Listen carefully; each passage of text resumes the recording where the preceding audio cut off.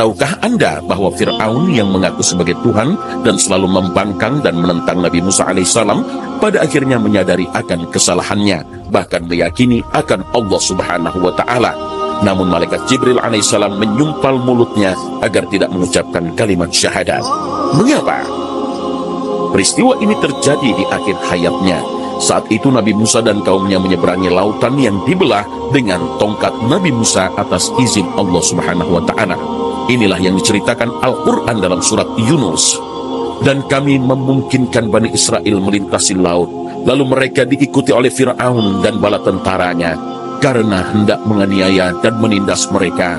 Hingga bila Fir'aun itu telah hampir tenggelam, berkatalah dia, saya percaya bahwa tidak ada Tuhan melainkan Tuhan yang dipercayai oleh Bani Israel, dan saya termasuk orang-orang yang berserah diri kepada Allah.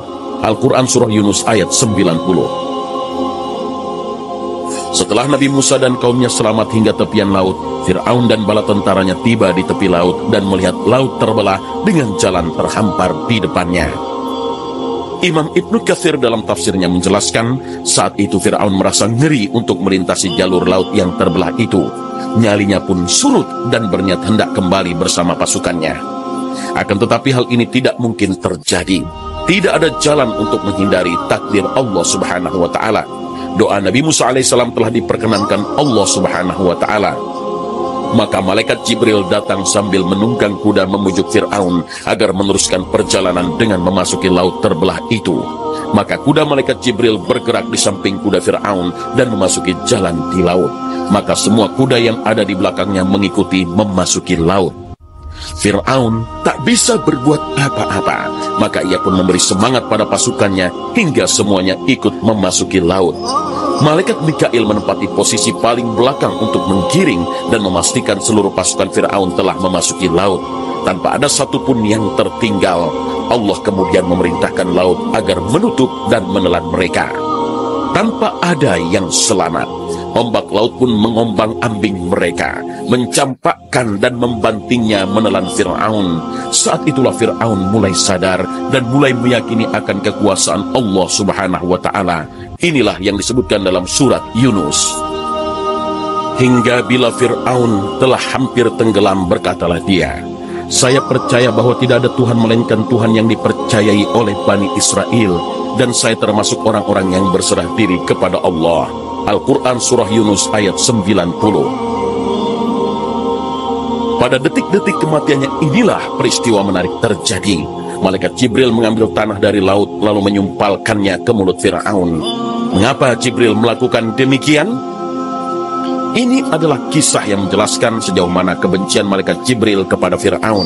Maka ketika ada tanda-tanda Fir'aun akan beriman, pada saat dia tenggelam, malaikat Jibril khawatir rahmat Allah akan menolongnya. Maka Jibril menyumpal mulutnya dengan tanah agar tidak mengucapkannya dengan kalimat tauhid.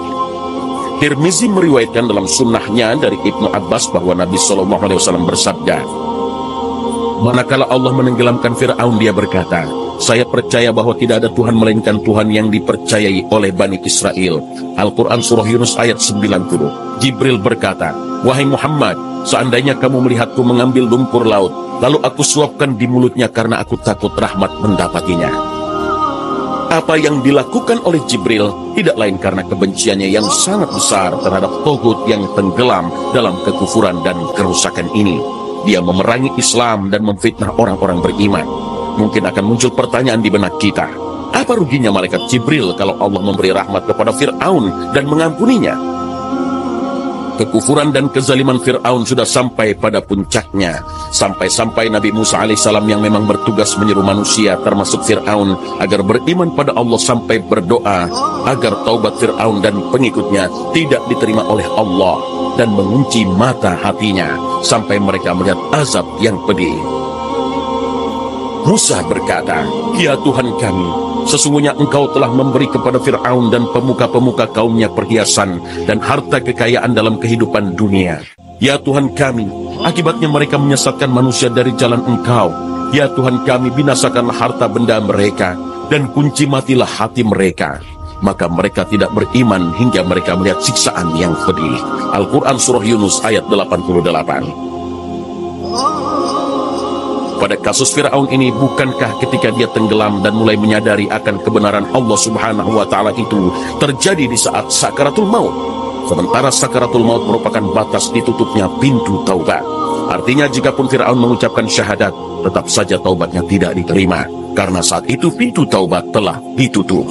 Wallahu a'lam.